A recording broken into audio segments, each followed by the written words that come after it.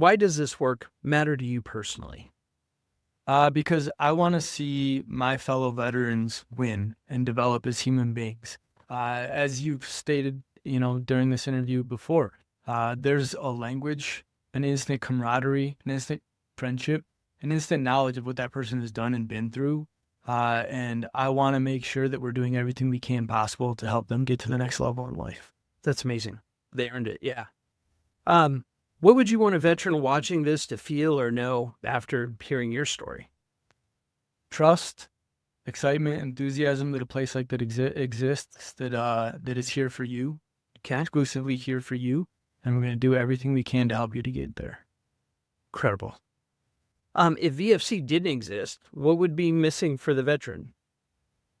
We're talking about if no one was willing to step into that gap like you guys are, what are some of those ramifications? Bumps and bruises, trying to figure it out for yourself, trying to navigate the world of building a whole financial life by yourself is extremely difficult. If you don't have the right team, partners, mentors, leaders in place, you might get there, but it's going to take you a whole lot longer and it's going to be a whole lot more painful. And that's what we're trying to remove from the process. Incredible. Incredible. All right.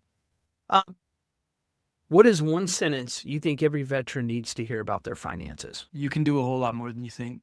You can build a whole lot more than you think. I know a lot of people get out and they just want to get, that good paycheck, get their family taken care of. But you've really got the ability to build a whole lot more, goal, a whole lot more than you could probably imagine out here. The opportunities are endless, and you've probably got the work ethic to get there that 90% of the people in the world don't have. Excellent.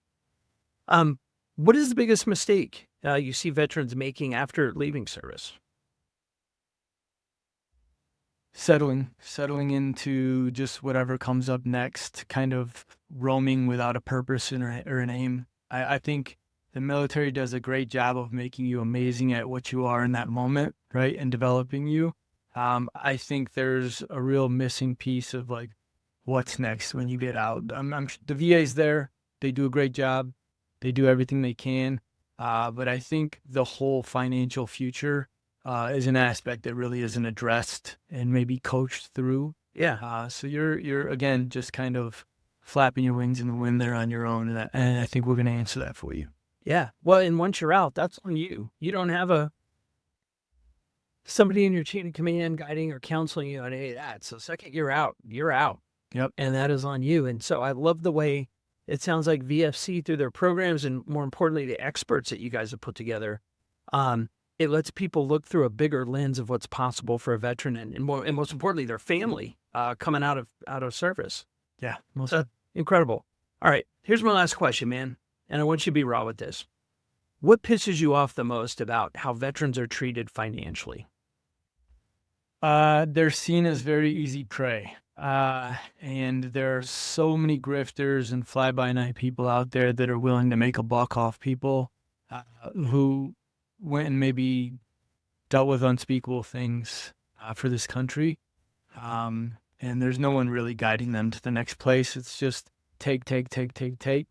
And that's what we want to make sure we rectify. Yeah. So it's almost like the hunters are being hunted as soon as they get out of the service. Exactly.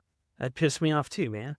Well, Pat, I really appreciate your time. Thank you for all the insights and the kind of the origin story and background.